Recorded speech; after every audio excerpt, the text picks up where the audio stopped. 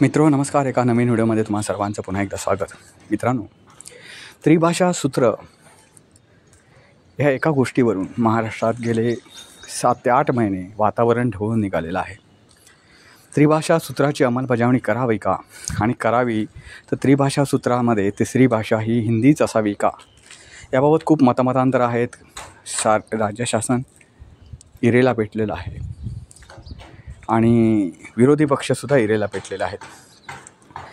मित्रांनो, काँग्रेसची भूमिका नसतानासुद्धा काँग्रेसनं ओढून ताणून आपण मराठीचे कसे पुरस्कर्ते आहोत हे दाखवण्याचा एक प्रयत्न केलेला आहे. या सर्व एकूणच घडामोडीत आपण काही गोष्टी विसरून गेलेलो आहोत. म्हणजे जे विरोधी पक्षसुद्धा विसरलेत, सत्ताधाऱ्यांनी त्यांचं मत मांडतानासुद्धा ती गोष्ट विसरले आपल्या मताचं समर्थन करताना. तर या सगळ्या गोष्टी, ज्या गोष्टी आजपर्यंत युक्तिवादात कोणाच्याही आल्या नाहीत, त्या गोष्टी मी तुम्हाला सांगणार आहे. तर मित्रांनो, आता पहिला महत्त्वाचा विषय आहे, त्रिभाषा सूत्र असणं हे काय वाईट आहे किंवा चुकीचं आहे असं मी म्हणत नाही, पण ते कितवीपासून असावं याला कुठेतरी बंधन असलं पाहिजे. मला एक असं म्हणायचं आहे, जी माध्यम भाषा आहे म्हणजे मातृभाषा जी आहे ती पहिलीपासून असायला पाहिजे, हे ठीक आहे. पण पहिलीला आपण आज विचार करतो आहे की पहिली म्हणजे तुम्ही बघताय की मुलांवरचा लोड, अभ्यासाचा ताण वाढला आहे असं शासनच म्हणतं आहे. आपण त्यातलं काही म्हणत नाही. शासन म्हणतं की अभ्यासाचा ताण वाढला आहे, विद्यार्थ्यांना मानसिक ताण वाढू लागला आहे, त्यामुळे विद्यार्थी आत्महत्येचं प्रमाण वाढलं आहे, विद्यार्थ्यांना अपयश आलं तर ते आत्महत्या करतात वगैरे वगैरे. हे सगळे राज्य शासनाचे रिपोर्ट आहेत, वेगवेगळ्या समित्याने दिलेले, आणि शासनसुद्धा म्हणतं आहे, मानसोपचार तज्ज्ञसुद्धा म्हणत आहेत. तर असं असताना पहिलीपासून शालेय शिक्षण हे सोपं असायला पाहिजे की ते आणि हाय ते कठीण करायला पाहिजे, याच्यावर कुठेतरी विचार झाला पाहिजे. तर तसा तो विचार होत नाही.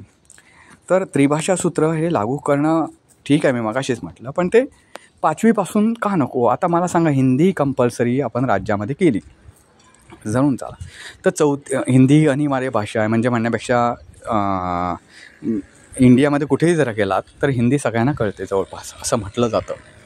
तर हिंदी सगळ्यांना कळते म्हणून ती बोलता आली पाहिजे, हे मान्य आहे. पण 4थीतला पोरगा असं कुठे जाणार काय, पळून जायला सांगता की काय त्याला, की बाबा जा तू तामिळनाडूमध्ये, महाराष्ट्रातला आहेस तू, तामिळनाडूमध्ये पळून जाईल, तर त्याला तिथे हिंदी बोलता आली पाहिजे असं काय शासनाच्या मनात आहे का? ते हिंदी भाषा कंपल्सरी कशाला करायला हवी पहिलीपासून? आणि तसा तो 5वीपासून तर शिकतोच, आम्ही पण शिकलो, सर्वजण शिकतात 5वीपासून 3 भाषा. तर तुम्ही पहिलीपासूनच जर लोड द्यायला लागले, आता त्याचा इंग्रजीचा लोड आहे त्यांच्यावर, बहुतांशी मुलं ही इंग्लिश मिडियममध्ये जातात, त्यामुळे त्यांना इंग्रजीचा लोड ऑलरेडी आहे. मराठी त्यांना शिकायचीच आहे, कारण मराठी मातृभाषा जरी असली तरी मूल आकाराला जेव्हा येतं, म्हणजे मुलाला सुरुवातीला आई तर शिकवावीच लागते, काय वरून शिकून येत नाही, ते मातृभाषा असली म्हणजे, तर ती शिकायची आहे. आणि ही परत हिंदी, आणि पहिलीपासून तर तिथं 5वीपासून त्रिभाषा सूत्राला विरोध नाही, पण ती 5वीपासून ह्या गोष्टी शिकल्या पाहिजेत, जसं पूर्वी शिकत होतं तसे. आता आपण येऊया त्रिभाषा सूत्राकडे. त्रिभाषा सूत्र मला सांगायचं त्याच्यात एक दुसरी एक गोम अशी आहे की त्रिभाषा महाराष्ट्राचा आपण विचार केला तर त्रिभाषा सूत्र काही शाळांमध्ये लागूच आहे. म्हणजे तुम्ही इंग्लिश मिडियम जर सोडलात, आणि आता आपण मराठी मिडियम जसं म्हणतो, मराठी मिडियमला 2च भाषा आहेत, म्हणजे सेमी इंग्लिश असेल ते इंग्रजी आहे आणि मराठी आहे. झेडपीच्या काही मराठी शाळा ज्या आहेत, नुसत्या मराठी शाळा, त्यांना फक्त मराठी भाषा आहे. तर उर्दू मिडियम वगैरे जे आहे तर त्यांना त्रिभाषा सूत्र ऑलरेडी लागू आहे. म्हणजे तिथे उर्दू शिकवली जाते, इंग्लिश शिकवली जाते, आणि आता मराठी कंपल्सरी केलेली आहे. अशा 3 भाषा ऑलरेडी त्यांना शिकवल्या जातात बहुतांश याच्यात, जसं आपण म्हणू कागदोपत्री. आता कुठे शिकवल्या जातात वगैरे ते ज्याचा त्याचा विषय, शिकवली कंपल्सरी जाते का मराठी हा प्रश्न आहे, पण शिकवल्या जातात ऑलरेडी कागदोपत्री.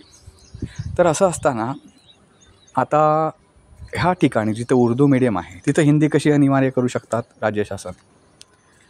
कशी अनिवार्य होऊ शकते? कारण तिथे 4थी भाषा होईल ती. मग मराठी तर कंपल्सरी करायलाच लागेल, कारण ती मातृभाषा आहे, इथली आपली प्रादेशिक भाषा आहे, तिथं आलीच पाहिजे, उर्दू मिडियम असो की इंग्लिश मिडियम असो, त्यामुळे ती कंपल्सरी करायला लागेल.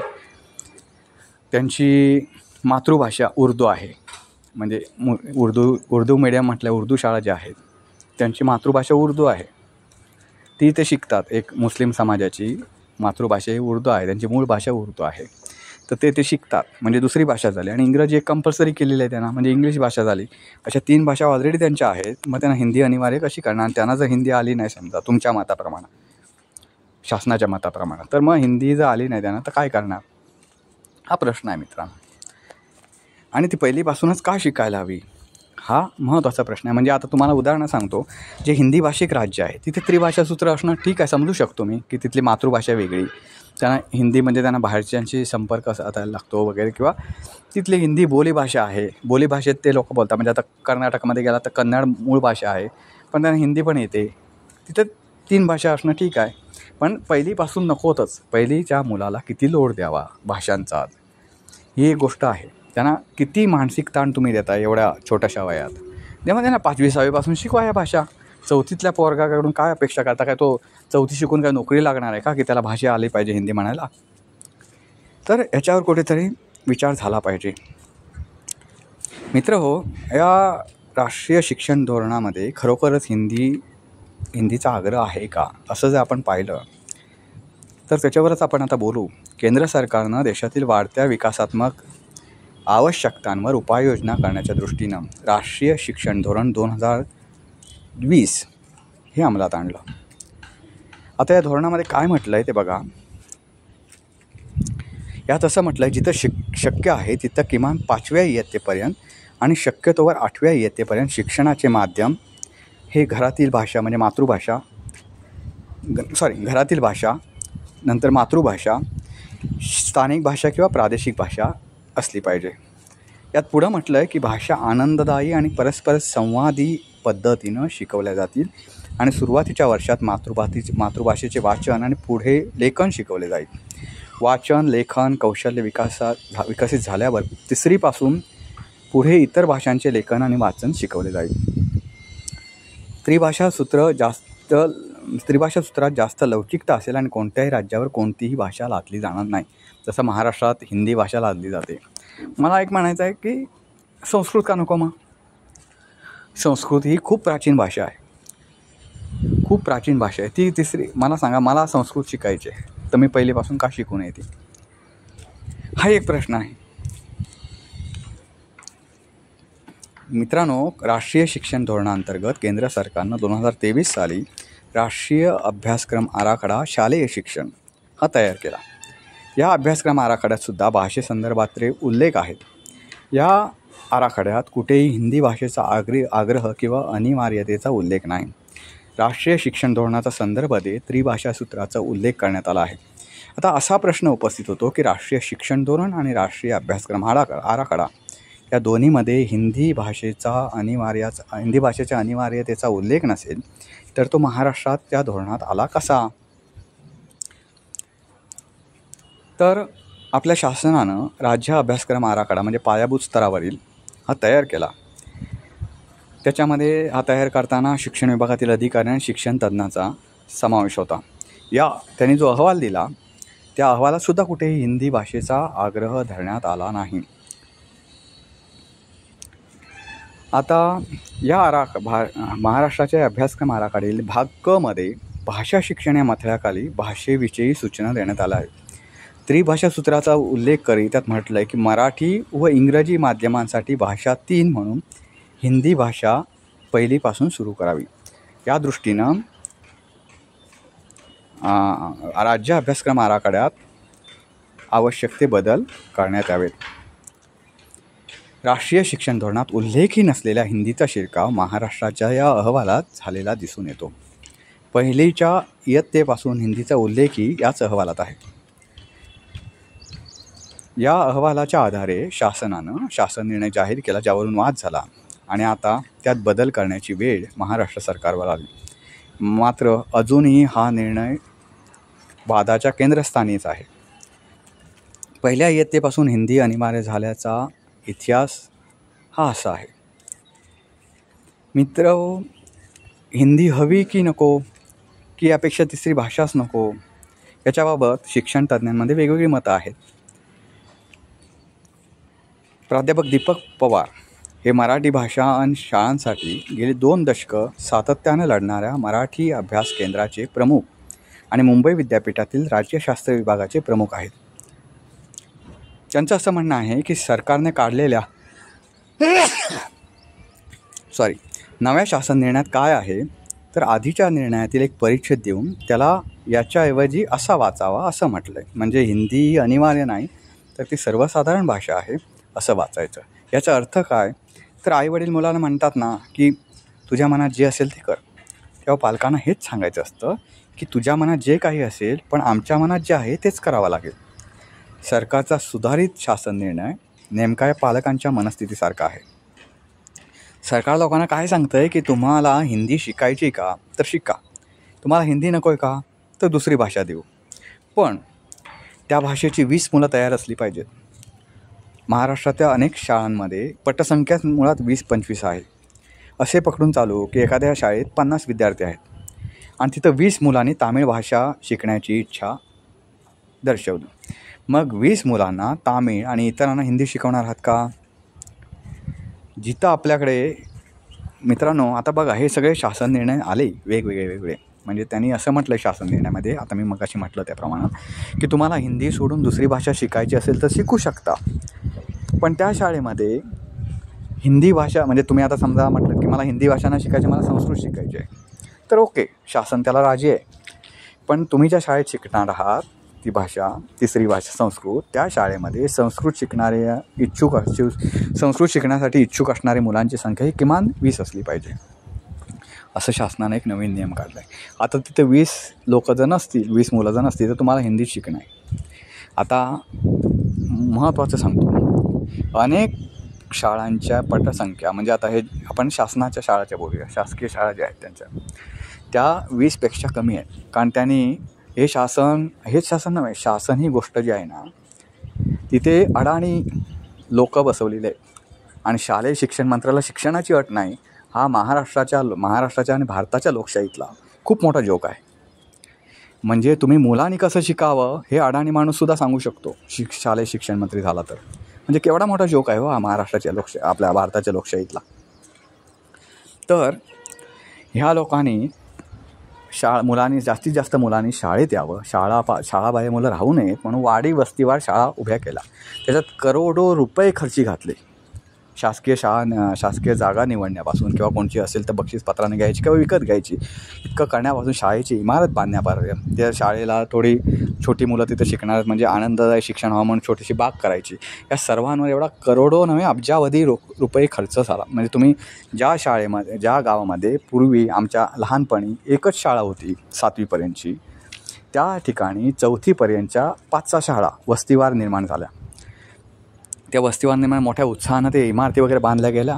तिथे मग जसे शिक्षक रिटायर होऊ लागले तसे तिथे नवीन भरती ती थांबवत राहिली, म्हणजे रिक्त जागांची संख्या वाढली. त्यामुळे ह्या वस्ती शाळांचा असा प्रश्न झाला की एक शिक्षकी शाळा झाल्या, काही ठिकाणी शाळांना शिक्षकच नाही, त्यामुळे ती दुसरीकडे मर्ज करण्यात आली वगैरे वगैरे. एवढे गोंधळ या एवढ्याशा गोष्टीत घातले गेले. आणि आता हे लोक म्हणजे काय माहिती आहे का, अंगावर वस्त्र नेसायला ज्यांच्या कपडे नाही, ज्यांना अंग झाकायला कपडे नाही, ते हे असं शासन सांगतं आहे की आम्ही झगमगीत कपड्यात फिरू. अरे किती ढोंगीपणा कराल, तुमची कॅपॅसिटी काय आहे ती दिसते ना.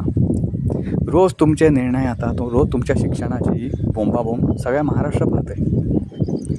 झेडपी शाळांची अवस्था काय आहे, नगरपालिका शाळांची ही काय आहे, अनुदानित शाळांची काय अवस्था आहे, हे पूर्ण महाराष्ट्र बघतो. त्यांची कोणाची ना कोणाची पोरं कुठे ना कुठे जात असतात, त्यामुळे त्यांना माहिती राहते. तुमच्या झेडपीच्या शाळेमध्ये एवढी रिक्त संख्या आहे.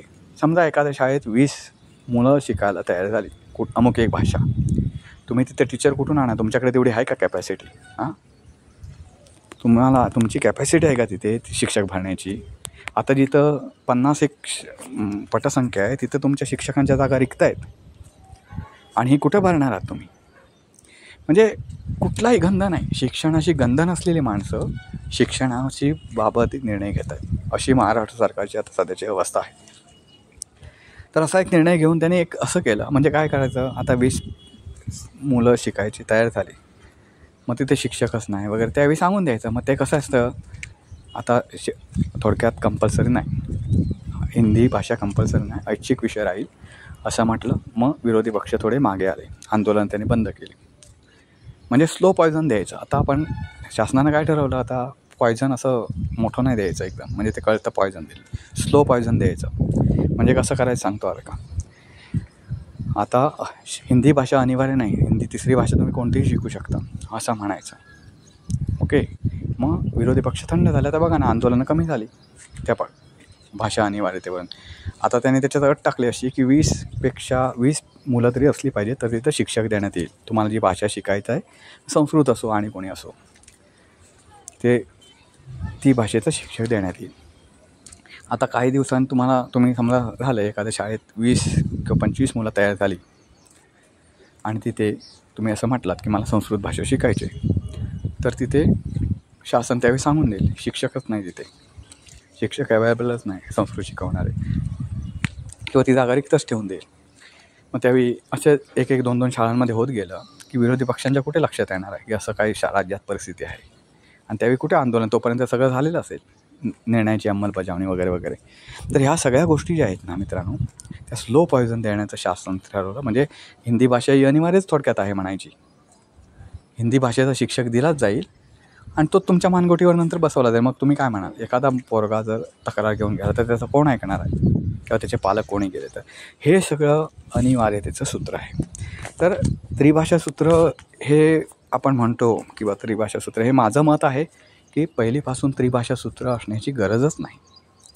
काय मोठे दिवे लावणार पोरं आणि हिंदी भाषा शिकून किंवा तिसरी भाषा आणि शिकून आणि पहिलीपासून शिकून, हे महत्त्वाचं. 3 भाषा आल्याच पाहिजेत हे मलाही मान्य आहे, पण ते 5वीपासून ठीक आहे ना. पहिलीपासून शिकून ते काय मोठं दिवा लावणार, 4थीपर्यंत, 1ली ते 4थी शिकून. आजपर्यंत देशाचा पंतप्रधानसुद्धा असाच झाला ना, 5वीपासून हिंदी भाषा शिकून किंवा काय. आपल्या पंतप्रधान तर इंग्लिश भाषा पण येत नाही, त्यांना ट्रान्सलेटर लागतो, पण ते झाले ना पंतप्रधान. सांगा, देशाचे पंतप्रधान हे झाले की नाही. PV नरसिंह राव काँग्रेसचे जे प्रधानमंत्री होते, त्यांना देशातल्या 14 भाषा येत होत्या. म्हणून काय ते अमेरिकेचे राष्ट्राध्यक्ष झाले, ते भारताचेच PM झाले. त्यांच्यावर तर अशी वेळ आली, भारतानं आणली, की त्यांचा काँग्रेसने एवढा अपमान केला की त्यांचं शवसुद्धा आपल्या काँग्रेस मुख्यालयात आणू दिलं नाही.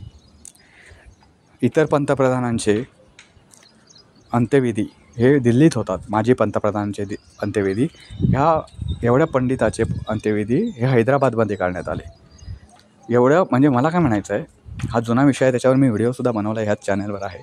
मला असं म्हणायचं आहे की अशी पंडित लोकं जी आहेत ते असं कुठलं मोठं काय करणार की 14 भाषा. आता ह्या माणसाला 14 भाषा येत होत्या, त्याचं काय झालं पुढे, त्यानं काय एवढं मोठं हे केलं. तर तुम्ही 3 भाषा पहिलीपासून अनिवार्य करताय, त्याच्यात काय आहे. 14 उद्या 15 का करेत ना, पण ते 5वीपासून त्यांच्या योग्य वयात करा ना. ज्यांना शिकायचं तो शिकेल, त्यांना शिक्षणाचा आनंद घेऊ द्या. आता मी म्हटलं मग अशीच, देशाचे पंतप्रधान नरेंद्र मोदी यांना इंग्लिश येते का हो बोलता, नाही येत. मग ते त्यांना कसं पंतप्रधान केलात तुम्ही. त्यांना पहिले शिकायला लावा बरं इंग्लिश भाषा. त्यांना पहिले शिकायला लावा इंग्लिश भाषा, शिका म्हणा, अनिवार्य आहे ती, जागतिक भाषा आहे. म्हणजे केवढा मोठा जोक आहे बघा बरं मित्रांनो. ज्या देशामध्ये त्रिभाषा सूत्र येतं आणि पहिलीपासून इंग्लिश भाषा तर ऑलरेडी शिकायला कंपल्सरीच केलेलं आहे, पण आता हिंदी आणले, इंग्रजी भाषा शिकली पाहिजे कारण ती जागतिक भाषा आहे असं म्हणे, आणि त्या देशाच्या पंतप्रधानांना इंग्लिश भाषाच येत नाही. केवढा मोठा जोक आहे बघा. हे सगळं जोकनं भरलेलं, म्हणजे आपली लोकशाही म्हणजे ना आपल्यालाच खूप हसायला येतं.